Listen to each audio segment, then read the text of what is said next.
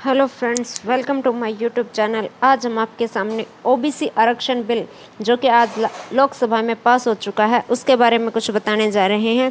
पूरी जानकारी पाने के लिए वीडियो को अंत तक देखें, कहीं पर भी इसे स्किप ना करें। तो चलिए शुरू करते हैं वीडियो। ओबीसी आरक्षण बिल लोकसभा में पास। ओवैसी बोले मुस्लिमों को सिर्फ खजूर मिलेगा। राज्यों को ओबीसी आरक्षण की सूची तैयार करने का अधिकार देने वाला बिल लोकसभा में मंगलवार को ध्वनिमत से पारित हो गया। ओबीसी आरक्षण से जुड़े संशोधन बिल को लोकसभा में चर्चा के बाद हरी झंडी दी गई।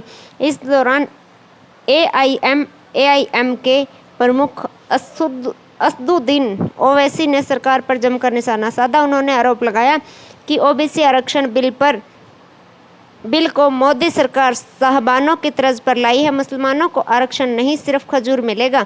चर्चा के दौरान उन्होंने पूछा कि ओबीसी का उपवर्गीकरण किस प्रकार से किया जाएगा।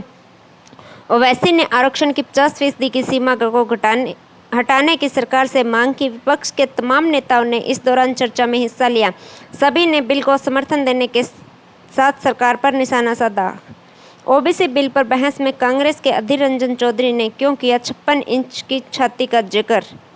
ओवैसी ने कहा कि भाजपा सरकार ओबीसी समाज के हित में नहीं है, बल्कि सिर्फ उनके वोट के लिए है। आज ही के दिन 1950 में मुसलमान और ईसाई दलितों को एससी की लिस्ट से महरूम कर दिया गया था। सरकार जल्द से जल्द मजहब के बुनियाद पर आरक्षण को खत्म करे। कांग्रेस नेता और सदन पार्टी के नेता अधीर रंजन चौधरी ने संविधान विधेयक 2021 पर चर्चा की शुरुआत करते हुए आरोप लगाया कि केंद्र सरकार की गलती के कारण ही यह विधेयक लाना पड़ा है। वह उत्तर प्रदेश और कुछ राज्यों के चुनाव को ध्यान में रखकर ही इसे लाई है।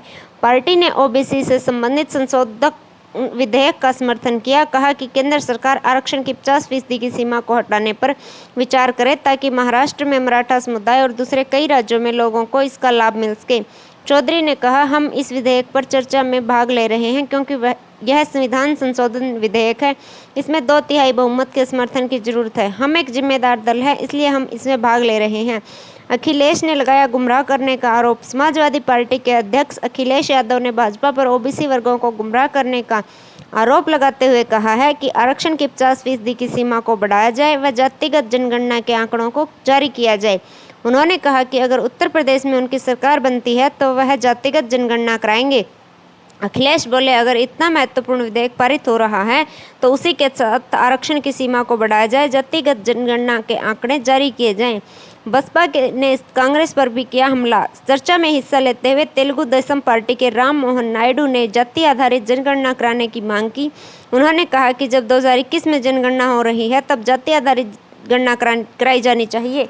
ऐसा होने पर ही कल्याण योजनाओं से संबंधित बेहतर नीति और योजनाएं बनाई जा सकेंगी।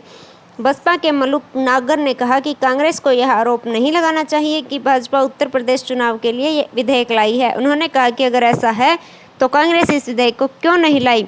उन्होंने आरोप लगाया कि कांग्रेस हमेशा पिछड़ों का वोट लेती रही लेकिन उन्हें दिया कुछ नहीं। राष्ट्रीय लोकतांत्रिक पार्टी के हनुमान बेनीवाल ने कहा कि कृषि कानूनों पर भी सरकार को चर्चा करनी चाहिए।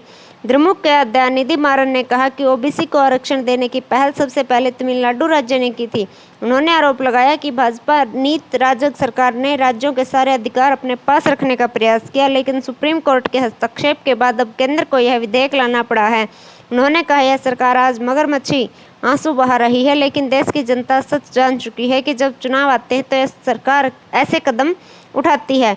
आरएसपी के एन के प्रेमचंद्रन ने कहा कि जब 102वां संशोधन आया था तो उस समय सरकार को राज्यों के अधिकारों के बारे में चेताया गया था, लेकिन उसने नहीं माना। राज्यों के अधिकार को छीन लिया गया। झारखंड मुक्ति मोर्चा के विजय कुमार हंसदक ने कहा कि आदिवासियों के लिए अलग धर्म संहिता की मांग को स्वीकार किया जाए। वहीं आम आदमी पार्टी के भगवंत मान ने कहा कि कृषि कानून को वापस लेने से ही ओबीसी वर्ग को खुशी मिलेगी। वहीं तृणमूल कांग्रेस के सुदीप बंदोपाध्याय ने कहा कि इस विधेयक के उद्देश्यों में कहा गया है कि इस देश में संघीय ढांचे को मजबूत बनाने के उद्देश्य से लाया गया है, लेकिन मैं कहना चाहूँगा कि आज देश में संघीय ढांचा पूरी तरह से खतरे में है। उन्होंने कहा कि संघीय ढांचे को मजबूत बनाने की जरूरत है, इसलिए असहमति की आवाज़ को नहीं दबाया जाना चाहिए। राज्यों को अधिकारों की सुरक्षा की जानी चाहिए। धन्यवाद। अगर आपको वीडियो अच्छी लगी हो तो इसे लाइक कीजिएगा, शेयर कीजिएगा और साथ ही साथ सब्सक्राइब कीजिएगा और बेल आइकन को दबाना न भूलें ताकि आगे आने वाली हर वीडियो की नोटिफिकेशन आपके पास सबसे पहले पहुंच सके। मिलते हैं अगले वीडियो में, तब तक के लिए जय हिंद, जय भारत।